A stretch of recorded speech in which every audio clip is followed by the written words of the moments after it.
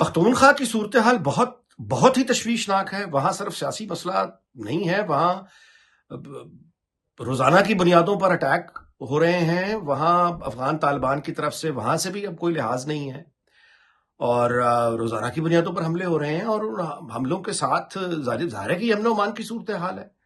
ریاست کی ساورینٹی اور سالمیت اور آزادی اور خود مختاری کا سوال پیدا ہو چکا ہے. مہنگائی وغیرہ یہ اپنی جگہ پہلے ہی ہیں، بے روزگاری اور گورننس کا نہ ہونا یہ تو پہلے ہی وہاں کے مصیبتیں ہیں.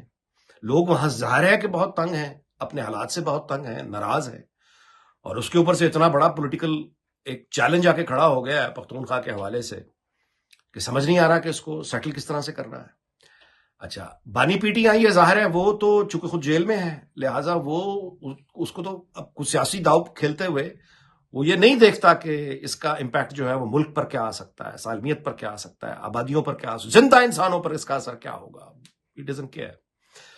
تو وہ اب اس نے ایک ایسا نام لے دیا ہے جس کی اعلانیہ مخالفت ہو چکی ہے. وفاقی حکومت، وفاقی وزیر کہہ چکے ہیں، پورا نظام کہہ رہا ہے کہ نہیں آنے دیں گے. دوسری طرف اگر نہیں آنے دیں گے اور اس طرح کا کوئی مقابلہ کسی اور جماعت سے بات نہیں بن پاتی اور اس کو راستہ روکا جاتا ہے تو بہرحال ایک غصہ وہاں پھیلے گا. تو یہ بہت بڑا پیچیدہ اور مشکل مسئلہ بن گیا ہوا ہے پختونخوا میں، ایک بہت بڑا سیاسی چیلنج بن گیا ہوا ہے. اور یہ اس وقت ہوا ہے جب ظاہر ہے کہ افغانستان کے ارادے کسی سے ڈھکے چھپے نہیں ہیں.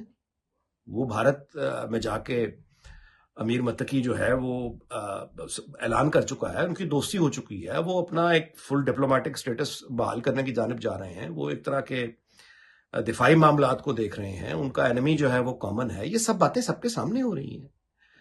تو افغانستان سے جو آلریڈی اٹیک آ رہے ہیں پختونخوا میں، کبھی پولیس والوں پر حملے، تھانوں پر حملے، رینجرز پر حملے، پولیو ورکرز پر حملے، وہ تو چھوڑتے نہیں کسی کو.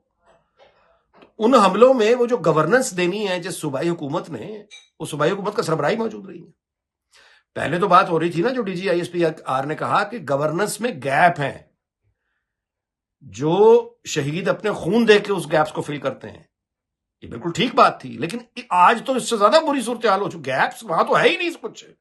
یعنی گورننس ہو تو کہیں گورننس ہے، کہیں گیپ ہے.